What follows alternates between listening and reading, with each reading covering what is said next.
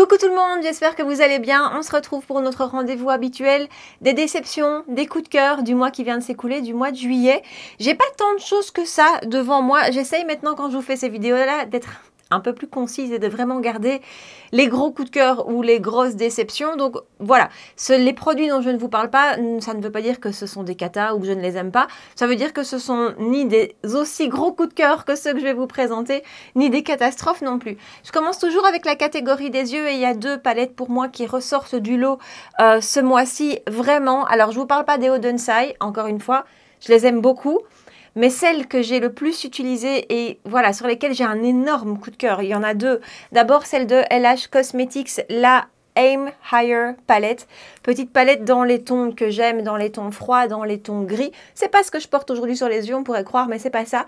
Mais cette palette, je la trouve super belle. Je vous l'avais dit, quand je l'avais vue, ce qui m'avait freiné, c'est ce jaune, parce que du jaune, c'est pas mon truc et que je m'étais dit, je vais pas utiliser ce phare. En fait, c'est un petit phare tout fin, plutôt un peu topper, qui a des multi-reflets, mais qui n'a pas une base jaune canari, pas du tout.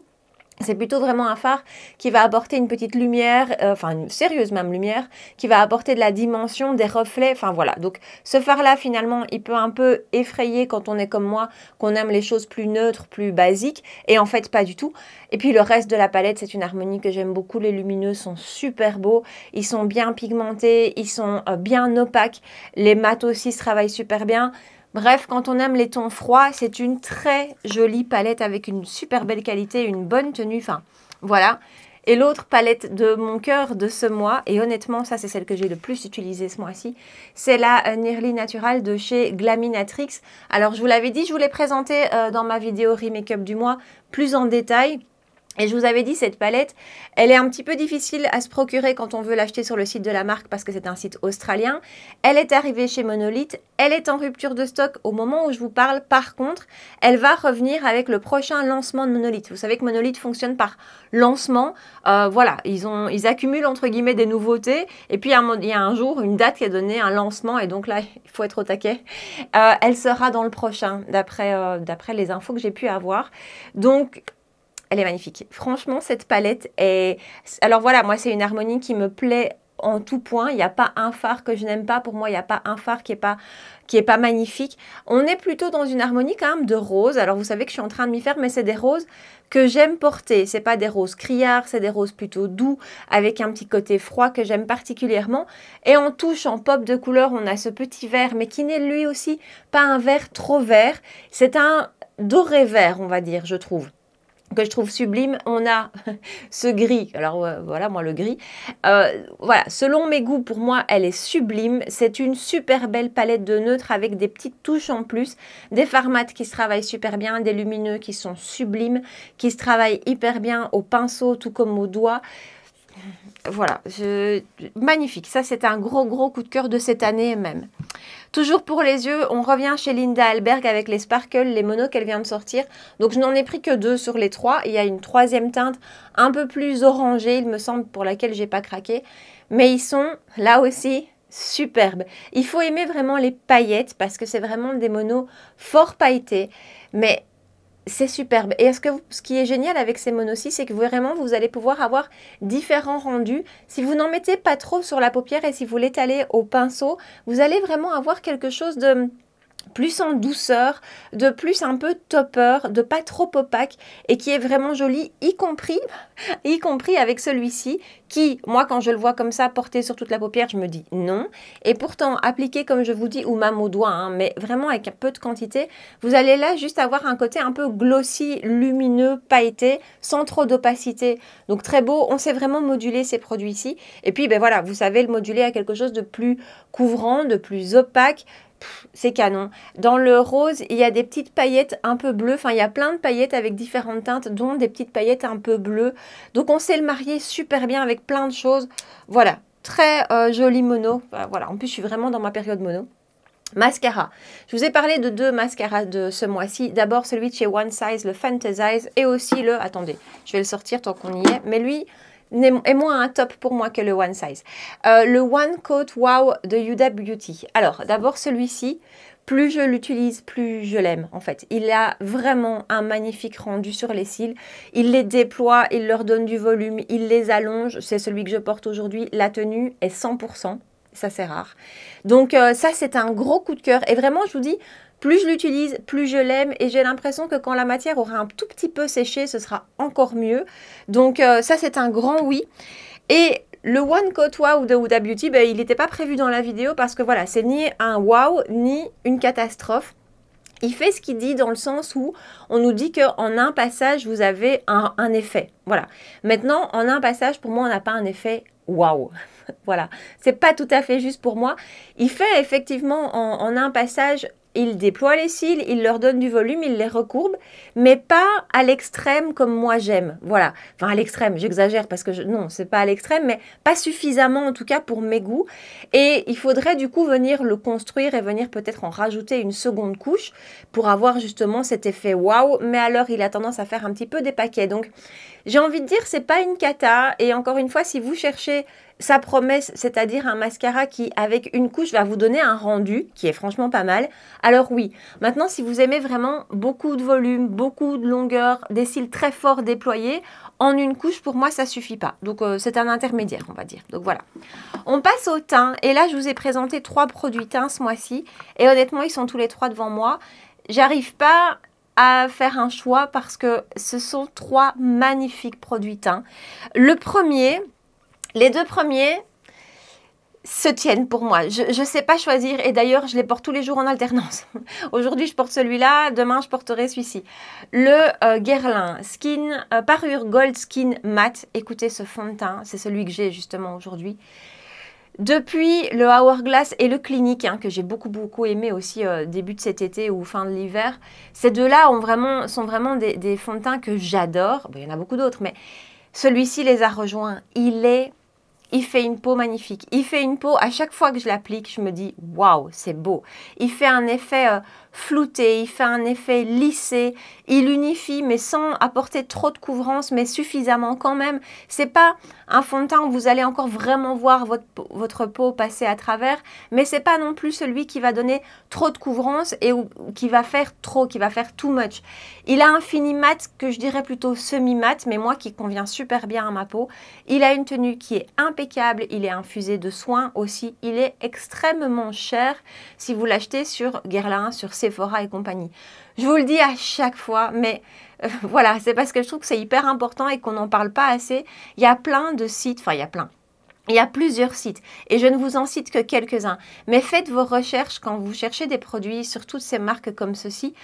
Faites vos recherches parce que vraiment, Calista Parfum, Tendance Parfum, My Origins, les prix sont franchement jusqu'à au minimum 30% moins cher que sur les autres revendeurs. Moi, je l'ai acheté sur Calista, il me semble, ou sur Tendance Parfum, je ne sais plus. Et je l'ai payé aux alentours de 50 ou 55 euros, ce qui est déjà très cher.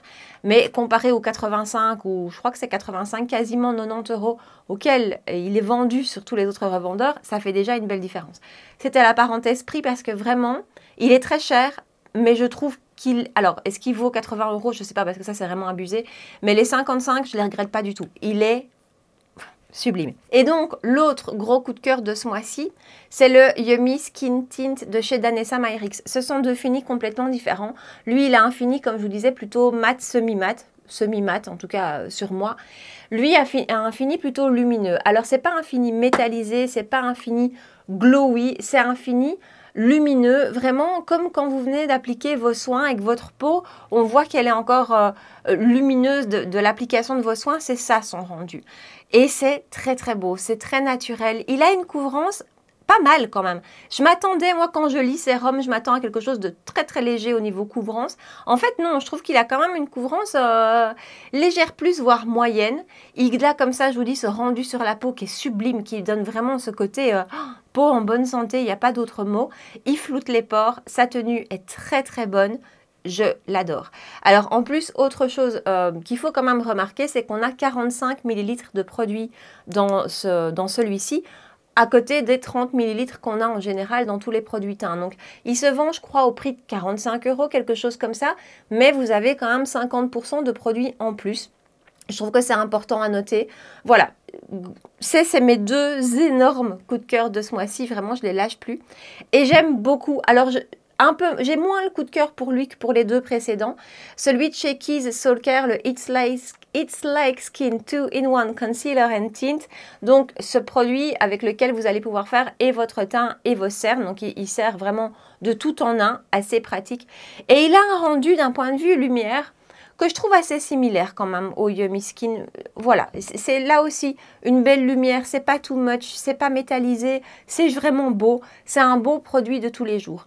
Et là où moi j'ai moins le coup de cœur que les autres, mais quand même ça reste un produit que je trouve superbe, hein, c'est qu'il a un peu moins de couvrance que les deux précédents. Or moi, j'ai pas mal de taches pigmentaires et tout ça, donc j'aime quand même bien avoir une couvrance légère plus, on va dire. Ici, on est sur du léger, c'est la seule raison pour laquelle je l'aime un peu moins que les deux autres. Mais pour le reste, super joli rendu sur la peau, très bonne tenue, extrêmement fin. Et c'est ça qui est chouette avec ces produits, et c'est valable pour les deux autres, c'est que leur texture est franchement fine. Et donc, même si au cours de la journée, ça s'estompe, ça va pas faire d'effet de matière, ça va pas faire keki. Oui, vous allez peut-être plus avoir de matière sur le menton, mais quelque part, ça ne se verra pas. Ça, je trouve ça très fort. C'est aussi un produit qui est infusé de soin. Donc, si vous recherchez ce côté soin, ben, vous l'avez ici aussi. Il est super beau. Alors, je l'ai trouvé sur le site de Keys Soul Care où je vous avais dit les frais de port sont franchement élevés. Donc, c'est aussi quelque chose à tenir en compte. Voilà. Mais je ne le regrette pas parce qu'il est super beau, super confortable. Un côté très souple. Il donne vraiment un côté très souple à la peau. Bref, en teint, ce mois-ci, moi, ça m'a éclaté. J'ai adoré ces trois produits teints. Et pourtant, j'ai pas beaucoup de choses devant moi. Hein, mais ces trois-là, sublimes. Toujours pour le teint, la poudre de chez Danessa Myricks, la Evolution Powder, poudre libre lissante et fixante. Je vous l'ai dit dans chacune des vidéos dans lesquelles je l'ai utilisée, je ne dis pas qu'elle a détrôné ma Huda, mais elle arrive au même niveau, vraiment. Elle est extrêmement fine, elle a un réel pouvoir de tenue, donc vraiment, vous voyez que votre maquillage tient bien, elle floute les pores. Et alors, elle est franchement efficace sur les brillances. Et c'est toujours difficile pour moi parce que j'ai une peau grasse. Donc, dites-vous que moi, je ne ressens jamais quand un produit est asséchant ou quoi que ce soit. Par contre, je peux effectivement me rendre compte quand une poudre est peut-être plus matifiante, que sur le moment, elle est plus lourde à porter et plus... Voilà. Ici, c'est pas le cas. Et pourtant... Vraiment sur mes brillances, je l'ai comparé avec pas mal de poudres, avec la Huda, donc je fais toujours moitié du visage avec l'une, moitié avec l'autre.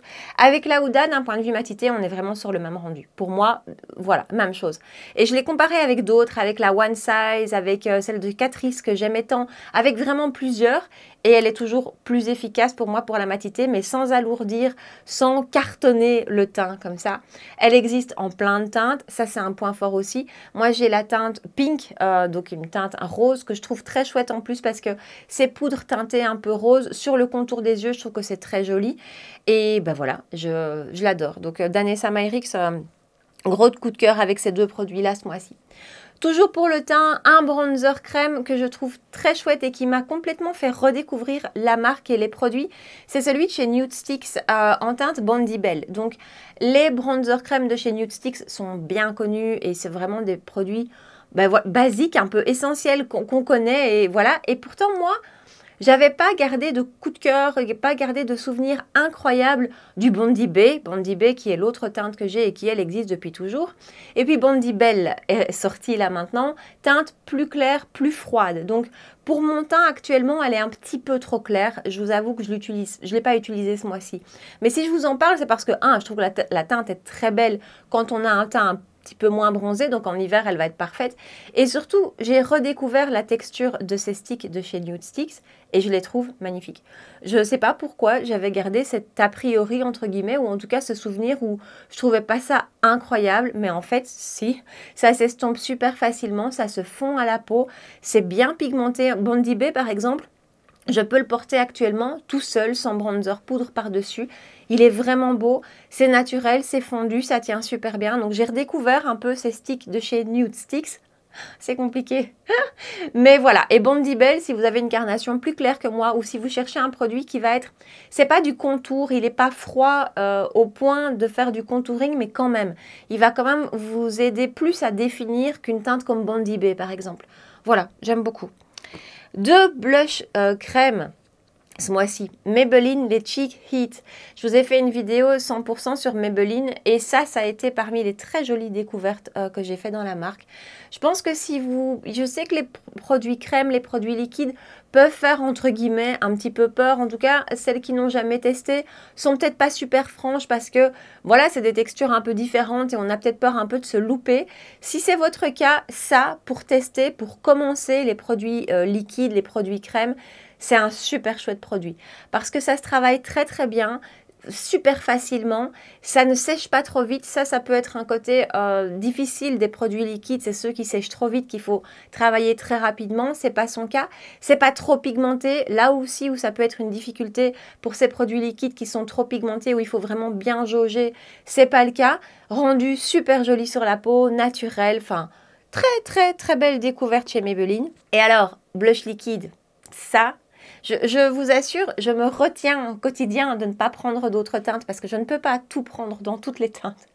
Mais ces blushs liquides de chez NARS, c'est les Soft Glow, je crois. Non, pardon. Afterglow Liquid Blush. J'ai la teinte Brazen. Canon. Superbe. Et on est là aussi sur quelque chose qui n'est pas trop pigmenté.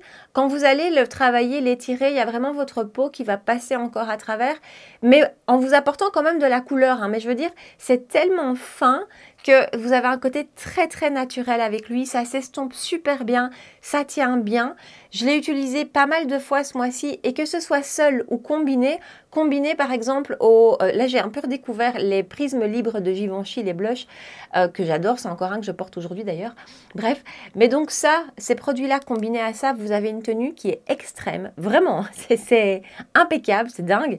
Mais même tout seul, parmi les plus beaux blushs testés ces derniers mois, blush liquide testés ces derniers mois, vraiment, j'adore. On est déjà au bout de mes tops. Donc là, je vous ai vraiment parlé des gros coups de cœur, des gros tops de ce mois-ci. C'est donc le moment d'aborder les flops. Oh, il n'y en a que 3, mais quand même 3 vrais flops. D'abord, chez Maybelline, toujours le City Bronzer. Ce bronzer, en plus, ça fait un bout de temps que j'avais envie de le tester et je l'ai acheté justement pour vous faire la vidéo Maybelline. Donc, si vous avez envie de voir comment ça se passe quand je l'applique, si vous voulez le voir en action, je vous renvoie à cette vidéo-là. C'est un bronzer il faut y aller, quoi. Il faut vraiment, vraiment, vraiment y aller pour arriver à prélever du produit. Il faut le construire très, très fort. Alors, un bronzer qui n'est pas trop pigmenté, ça a du bon, hein, parce que forcément, on risque moins de se louper, de faire des taches et tout ça. Donc, ça peut avoir du bon, mais là, c'est too much. Là, vraiment... il faut y revenir un paquet de fois pour avoir un rendu, alors joliment naturel, mais vraiment, vraiment. Et pourtant, j'ai la teinte Medium Cool 200. Donc ça, pour moi, c'est un pass. En petit prix, bronzer, il y a bien d'autres bronzers qui, pour moi, sont beaucoup plus efficaces, beaucoup plus... Voilà, qui ont vraiment un côté waouh. Je pense au Kiko, mais il y en a bien d'autres, mais... J'ai réutilisé ces derniers jours celui de la collection de la petite sirène de chez Kiko que je trouve magnifique. C'est pas comparable. Donc voilà, ça, c'est un pass. Et toujours en bronzer, là par contre ça fait beaucoup plus mal, quoi, je vous assure. Hein, celui de chez Chantecaille, le Real Bronze, bronze absolu, que j'ai en teinte Sirena, mais c'est la seule teinte qui est sortie dans cette édition limitée. Il y a beaucoup de choses à dire sur ce bronzer, je vous propose d'aller voir la vidéo que je vous ai faite à son sujet. Packaging d'abord, donc bronzer qui coûte quand même la somme de 85 €, donc... il faut tenir compte de ça aussi. Moi, je mets tout en parallèle. C'est que voilà, pour un bronzer de ce prix-là, j'attends la perfection, honnêtement. Et je ne l'ai pas. Donc, le packaging est très beau. Hein. D'un point de vue esthétique, c'est très joli. C'est une édition limitée. Donc, c'est une édition limitée. Le packaging, le produit, le bronzer dans la teinte Sirena, je dis toujours Sienna, mais c'est pas Sienna, c'est Sirena, existe en collection permanente. Maintenant, en collection permanente, le packaging est beaucoup moins joli que celui-ci. Même si esthétiquement c'est joli, ça reste un plastique léger. Hein. C'est pas un produit waouh, c'est un plastique léger. Bon, soit. Le produit en lui-même, je n'arrive pas à le faire fonctionner correctement, spécifiquement sur mes joues. Je trouve qu'il ne se diffuse pas correctement. Si on l'applique, peut-être avec un peu trop de matière sur le pinceau, à la première application, dès que le pinceau touche la joue, on a l'impression qu'il accroche ce qu'il peut accrocher et ça fait une tache. Ça ne se diffuse pas. J'ai pas ce problème-là sur le front, je vous l'avais dit, c'est super space. C'est un produit qui pour moi, alors je pense que c'est un problème de pinceau, donc on verra, je vous avais dit, j'attends un pinceau, on verra si ça change la donne, mais même si ça change la donne, même si c'est avec ce pinceau-là, c'est superbe, Pour moi, se prendre la tête comme ça sur un bronzer à 85 €, je veux pas. Voilà, il est très difficile à prélever, enfin, dans le sens où vous pouvez pas utiliser un pinceau trop fluffy parce qu'il est hyper dense. C'est pas du tout, c'est une matière un peu gel presque. Mais c'est pas ça, j'en ai d'autres, des matières un peu gel qui, avec certains pinceaux, se prélèvent bien et s'appliquent bien. Mais ici, non, j'y arrive pas. Je pourrais parler des heures en le critiquant, c'est pas bien. Mais voilà, donc ça, c'est pas du tout un coup de cœur, c'est une déception, franchement. Et j'ai essayé de le faire fonctionner un paquet de fois. Et le dernier flop de ce mois-ci, où vraiment je m'attendais à autre chose, c'est les Afterglow, mon Dieu que c'est petit, Afterglow Sensual Shine Lipstick de chez NARS. Là aussi, ce sont des rouges à lèvres crémeux. C'est entre le baume et le rouge à lèvres, c'est même plutôt plus proche du baume que du rouge à lèvres, hein, honnêtement. Et voilà, c'est un baume à lèvres teinté, quoi. Je m'attendais à quelque chose de plus glossy, de plus lumineux, de plus... Voilà, je suis déçue. C'est pas une horreur, ça reste un joli baume teinté, mais c'est un baume teinté. Vraiment, il n'y a rien de plus. Donc, je suis déçue de ce produit-là. Donc, voilà. Bah écoutez, on est déjà au bout de cette vidéo. Je vous dis, j'essaye vraiment d'être plus concise et de vraiment garder mes gros coups de cœur ou mes gros flops. Donc c'est pour ça qu'il y a un petit peu moins de produits que d'habitude dans cette vidéo-ci. Et en même temps, je vous ai loupé une vidéo. Ce mois-ci, j'avais prévu une vidéo petit prix que j'ai pas pu vous filmer. Donc, tous ces petits prix-là, et en plus, il y en avait un paquet, seront répartis dans le mois prochain. Donc le mois prochain, vous allez avoir plein de nouveautés dans tous les sens. Donc voilà, partagez-moi dans les commentaires, dites-moi quels ont été votre gros coup de cœur de ce mois-ci. Voilà, est-ce que vous avez découvert un produit ce mois-ci, ce mois de juillet, qui vous a complètement bluffé, ou à l'inverse, des grosses déceptions. Donc je vous attends ici en bas pour papoter, pour discuter de ça et d'autres choses d'ailleurs. Et donc, si vous avez passé un bon moment avec moi, si c'était un bon petit break comme ça, ben, n'hésitez pas à me rejoindre sur Instagram pour qu'on puisse discuter ensemble. C'est plus facile pour moi de discuter avec vous là-bas en message privé, donc n'hésitez jamais. Vous pouvez aussi, si vous avez envie, liker la vidéo et puis vous abonner si vous ne l'avez pas encore fait. On se retrouve 2 fois par semaine pour des vidéos essentiellement 99% du temps make-up, les mercredis soirs 19h et les dimanches matins à 9h. Voilà. En attendant, prenez bien soin de vous et je vous dis à très bientôt. Ciao!